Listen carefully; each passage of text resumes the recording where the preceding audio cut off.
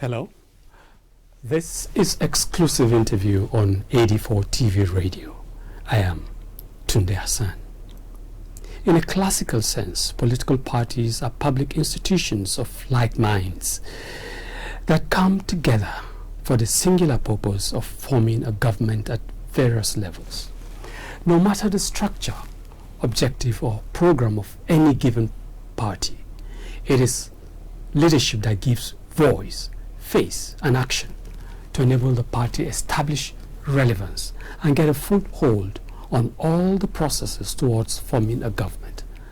So in the context of internal party democracy that entails election, those that constitute the leadership are a critical consideration. Our guests on exclusive interview is one very familiar with the interplay involved in the emergence of political party leadership. I will be right back to engage him on some of the issues arising after this background.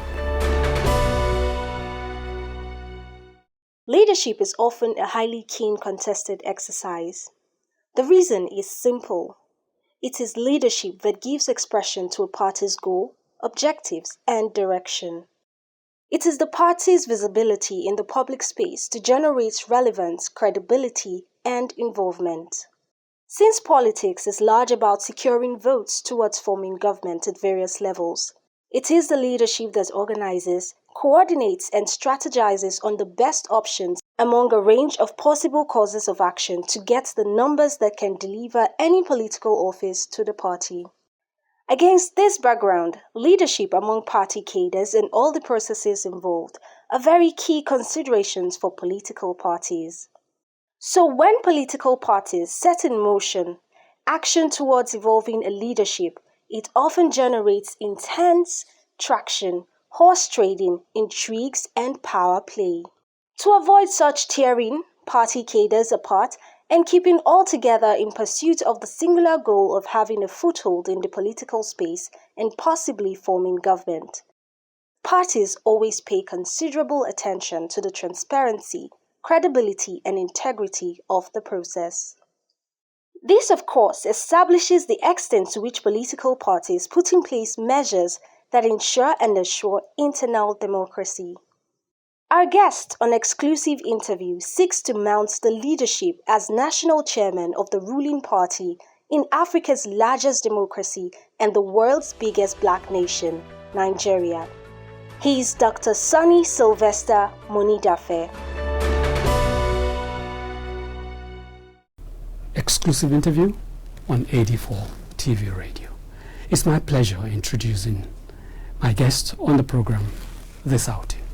Dr. Sonny Sylvester Monidafe is a stalwart of the ruling party in Nigeria, the All Progressives Congress, APC. He's had extensive involvement at the highest level within Nigeria's political space. Thank you very much for joining us. Thanks for having me. Good afternoon, Abuja. Good afternoon, Nigeria. Well, this is party politics. Not just politics just for the fun of it. Party politics. It means involvement. It means being streamlined, so to speak.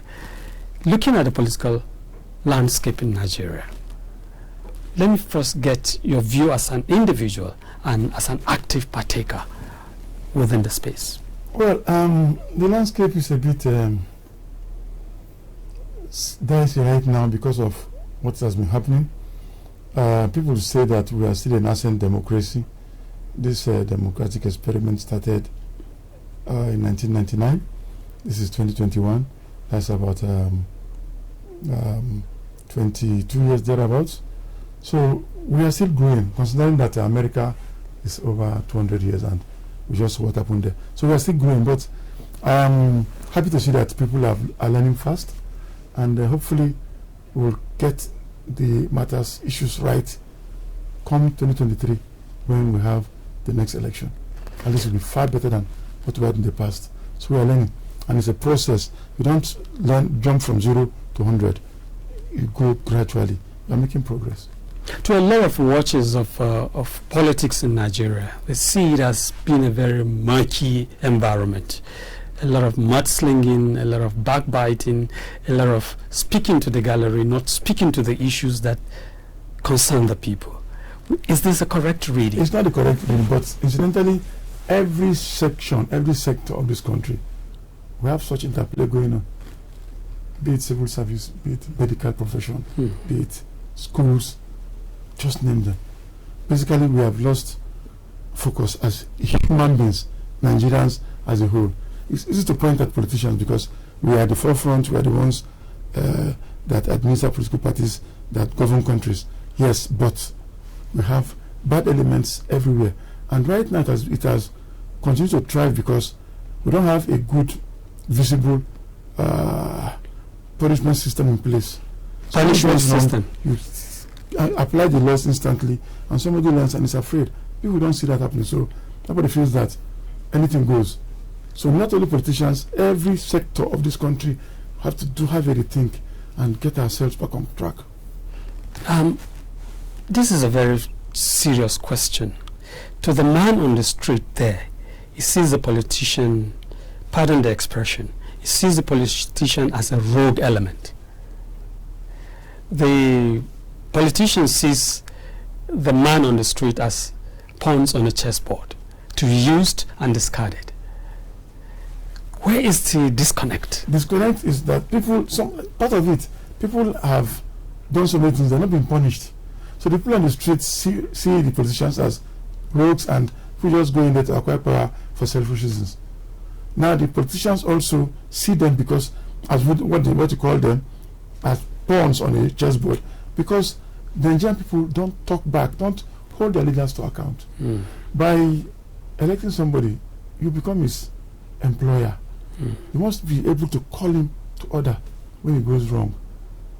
But right now we don't have that.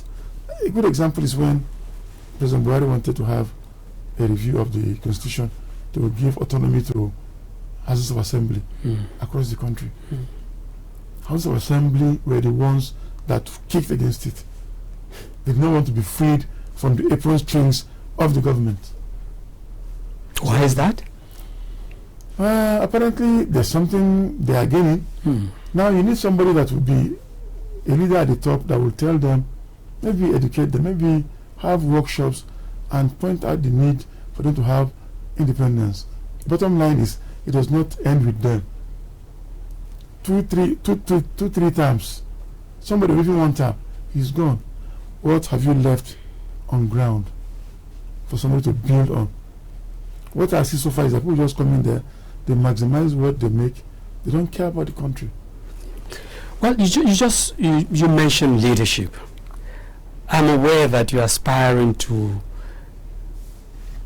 mount the leadership of national leadership of the All Progressives Congress, the APC, which is the ruling party of the biggest black nation in the world. Yes. What are you bringing to the table? Two main things. Number one, I had experiences in politics in 1990. I was a world delegate in Kariwa Ward in Jamaica Yola. After that, I went to work. 1998, while I was pursuing my master's degree in University of Lagos, I delved into politics again. I went to Yola to contest for the seat under the UNCP for the House of Representatives, Yola North, Yola South, and Gire Federal Constituency. Then I came back to active politics in 2006. With my master's degree in 2006, I started at the AMAC level. AMAC in Abuja means, Abuja Municipal Area Council, which is like a local government. I was deputy chairman of the ACD then in AMAC. My chairman was somebody who was academically and so many other instances lower than me. But I decided to remain under him as deputy chairman. I learned the ropes. From there we merged, ACD merged with AD to form the AC in 2007. I was elected treasurer. By the time the elections came, secretary and the chairman of the party had issues and they were suspended. So I was the substantive treasurer, acting secretary, acting chairman at the stage of the AC in the FCT. By late July, I think early August 2007, the executive committee of the state FCT ACN met and I was confirmed substantive state chairman. Now, I have been involved at that level, from local government level to state. Now you come to party administration. I've been involved in party administration. For example, I've been involved in committees to do with party registration. I was in Niger in 2014, February. I've been in screening committee. I've been in appeals committee. I was the secretary of the Congress committee in Taraba State. The congresses are where you elect party leaders for the states. I was secretary. Then I was chairman of the primaries committee for the governorship and House of Assembly elections in Plateau State. I've been involved. I was also the representative of the chairman of ACN in the National Convention in Benin, December 2010. So one of the things I bring in is that I know party administration. I will not make the mistake of sending a team to a state with wrong instructions to impose somebody on the party. You do that, you've lost it. I have that experience. I will not do it. Secondly, and most importantly, my father left Warri in 1950 for Jimeta Ewela. He was the first photographer in that axis. The late Lamido of Adama, God rest his soul, was my father's friend. In 1953, when he was coronated, my father took the photograph that occasion. He covered the occasion. 1953 in Jimeta Ewela. I was born there 65 years ago. I've been residing in Abuja for 23 years now. So I tell people, I'm an honorable man from Adamawa State. An honorable man from Adamawa State. Now resident in Abuja. I'm a Nigerian.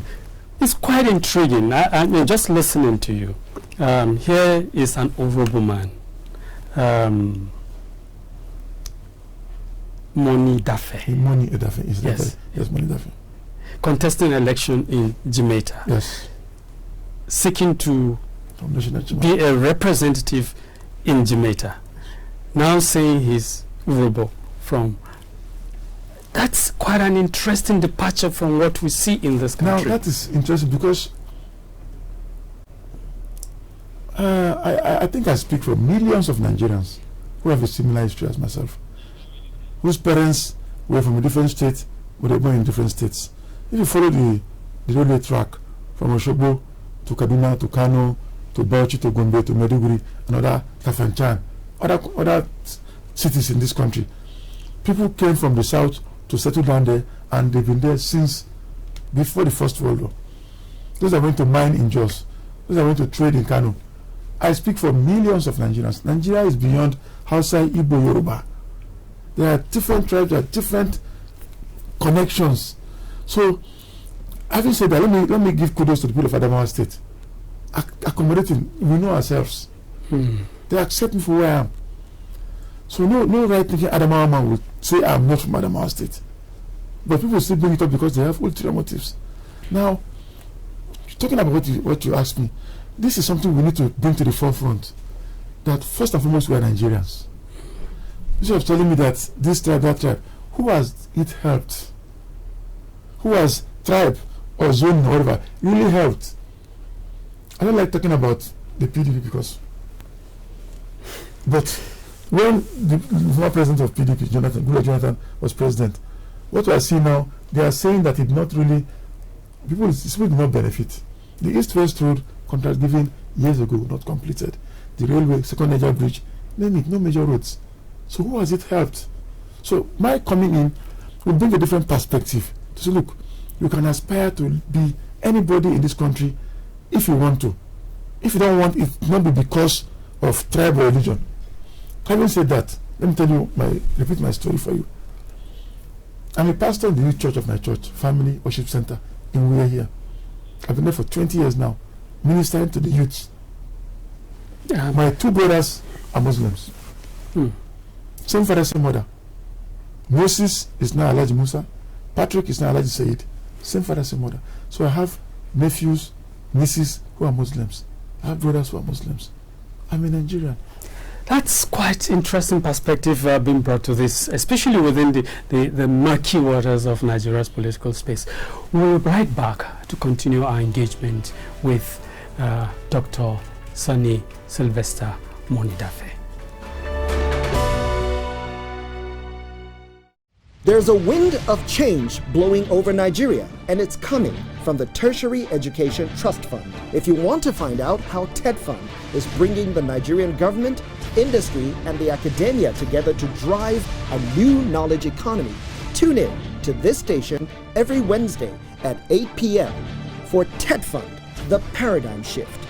It's informative, it's innovative, and it's exciting.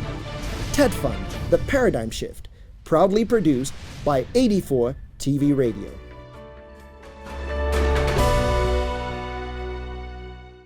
Welcome back. This is exclusive interview reaching you on the platform of 84 TV Radio. And I'm with Dr. Sonny Sylvester Monidafe, stalwart of the APC, the ruling party in Nigeria, and also at the forefront of wanting to take the leadership of the party, which is the ruling party in the world's biggest black nation, to some other pedestal. Thank you once again for being with us. We're talking politics. You're aspiring to the chairmanship of APC. National chairmanship. National chairman of the APC. This is a party that is kind of seemingly struggling to maintain its position as the ruling party because others are attempting to upstage it. What are you bringing in to stabilize, to deepen the hold of APC? One of the major things I'm bringing, I assure you that come June this year, I'm elected national chairman of the party. I assure you that millions of Nigerians will be so impressed that such a thing is happening, and they will want to come into the APC or vote for the APC to have this thing sustained. Do you see the APC retaining its preeminent position as it is today? I do. What gives you that confidence? The mistakes that were made prior to 2019 will not be made this time around. Anybody that has been into party administration will know that committees can only be sent from Abuja to states to conduct congresses or primaries. Our governors, I won't mention names, made those simple mistakes of saying that they have the right to appoint people in their state to conduct congresses and primaries. It cost us many states. The fighting that we had in other states that led to breakups. We lost 7 states because of such things. Under a national chairman that knows what party administration is all about, such things will not happen. That is one. For two, I had the privilege of asking somebody recently about talking about this thing. Talked about that people are leaving the APC because the APC is not popular, and I asked him, your governor in the past recently joined the APC. Why is he doing that? There must be something he's seeing here that's making him come here. So basically, you look at it. What are the options? I think we're a better option. Okay. Now, there have always been concern within the political space about imposition, anointing of individuals to drive the agenda of the party and government. You're coming on your own on the strength of your integrity, on merit. What can stand as a block? I will never allow for that imposition. Once you impose a candidate on your people, you have divided the house. And a house divided against itself can never stand.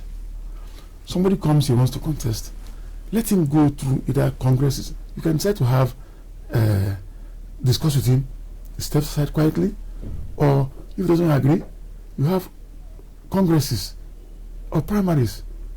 the person must see clearly that the process that made him lose was open and transparent.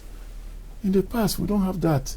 People think that they can just impose on people and they have their way. It doesn't work that way. Now, we're talking about internal democracy within political parties. That's part of the problem, because let me take you back to December 10, 2014. We had our first national convention and congresses in Lagos, Teslim Balogun Stadium.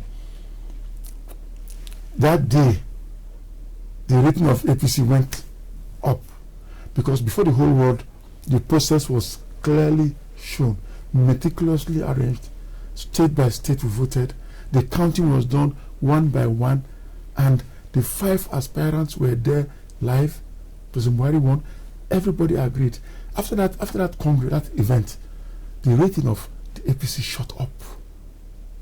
And the idea of me coming in is to take that awareness, that support to that level again, because it can be done. To reenact it. It can be done. People look at.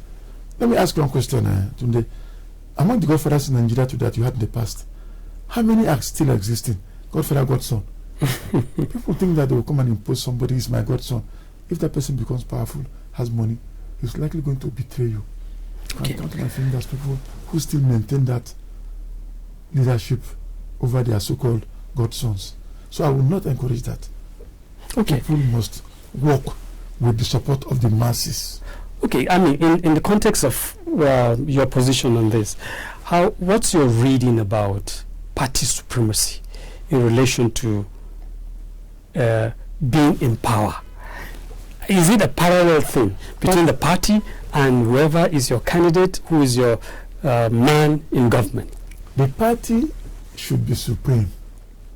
I remember during the Second Republic, Suleiman Takuma was secretary and Akinloye was national chairman. President Shagari was in the audience. He wanted to talk. Akinloye said, sorry, Mr. President, you cannot talk. The chairman, the party leadership was in charge. Unfortunately, in Nigeria today, we have a situation where people it's like they force themselves on you. Come and control us. No disrespect to anybody. But any meeting that is being organized, held at the National Secretariat, at an instance, the national chairman should be in charge. Now, I'm not fighting anybody. I just want the right thing to be done, because the party must be supreme. Now, I have a 5-point agenda. I call it the roadmap. It's in my car. I didn't bring it in. The roadmap. 5-point agenda. Party supremacy is one of the things that I want to talk about.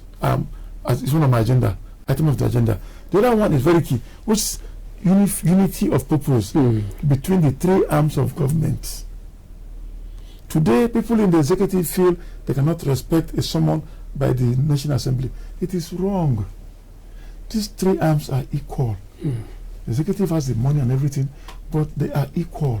So you must have a situation where you have a synergy between the 3 arms, where if the National Assembly calls a minister or a DG, for example, he must respect it. If things are done, I assure you, we'll get out of this, because right now people just come in there, create their own small enclaves, and then they are gone.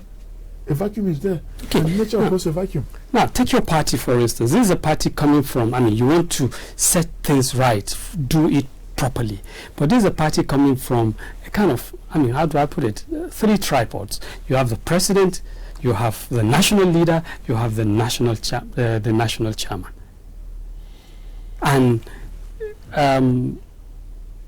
naturally, there may be misunderstandings. Now, let me talk about APC. National leader, national chairman, and the president. National chairman right now is, acting chairman is Mai Malabuni. National president is President Buhari. They all both know Buhari and Asiwaju Bola Tinubu. They know that the national chairman acting is in charge. And before the situation led to us having the NEC meeting or other meetings outside the party secretariat, everything used to be held in that secretariat. The president will drive in, have the meeting there, chaired by the national chairman. That is what has been happening. But definitely there must be caucuses that are like the consciences of the party. That's how to move around.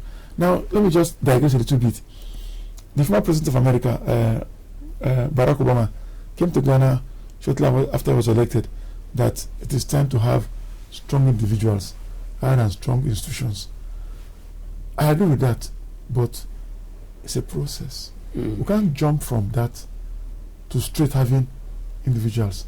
You need individuals that will say, okay, look, this is the right thing to do. Let's follow the leadership of the party. They will now gradually let go of their powers. They will not want to, but as you create awareness also among the followers, they will quietly tell them, sir, this is what should be done. And I want to see that happen. Okay. Now we're talking about saying the right thing happening.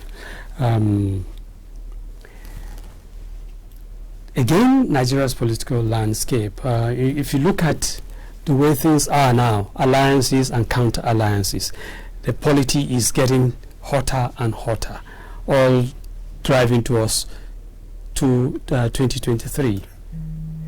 How do we avert, and you also have alarms being raised that Nigeria is at a tipping point. How do we avert all of that, keep Nigeria together and deliver on democracy? Have a situation where you have somebody like me as national chairman. I'm telling you to send messages across Nigeria that Nigeria belongs to all of us. Right now, people, rightly or wrongly, like I said earlier, say so many things about the current government, about what's happening. But all things are mostly creation of the media, social media particularly. We must tell them that, look, with us in government, your rights will be respected, your voices will be listened to. Then they must realize that it shouldn't be only about what they say. You have your say, but mostly you have their way. In this country, people speak and expect you to bow to whatever they say. It's not possible. People have different opinions. So we will gradually tell the people that this is what we are doing, and we'll carry them along. Having said that, I was all over the media houses in Nigeria when we was in opposition. Points that we raised, advising the government in the past not to do ABCD. They didn't even listen to us. But this government is a listening government. You say something, we are listening. Everybody, you should move against people and declare a state of emergency. In the past, we had a situation where a state of emergency was declared and elected governors were removed. That was wrong. President Buhari has refused to fall for that push. Everything will take its proper place. The only way to remove an elected government, like I said earlier, is through an election or through a properly conducted, well-attended impeachment process, or the man dies or he resigns. Aside from those, you don't remove an elected democratic setup. Okay. President Buhari is doing that, and we must learn to be patient and build on that. To deepen democracy. Well, thank you very much. We've been discussing with Dr. Sonny Sylvester Monidafe. Stalwart. I think I just leave it at that modest level of the APC. But he's a man who has been active in politics for such a long time, and now he's making the move to be national chairman of the APC, which incidentally is the ruling party of the world's in the world's biggest black nation, Nigeria. While wishing you the very best as you strive to make the difference, we also thank you very much for sharing your thoughts and insights on this platform. Thanks for having me. Please watch out as you go for weddings tomorrow. You'll find people from across the divide intermarrying. We must not destroy this country for them. Thank you very much. And that's it on Exclusive Interview. Thanks for joining us. I am Tunde Hassan.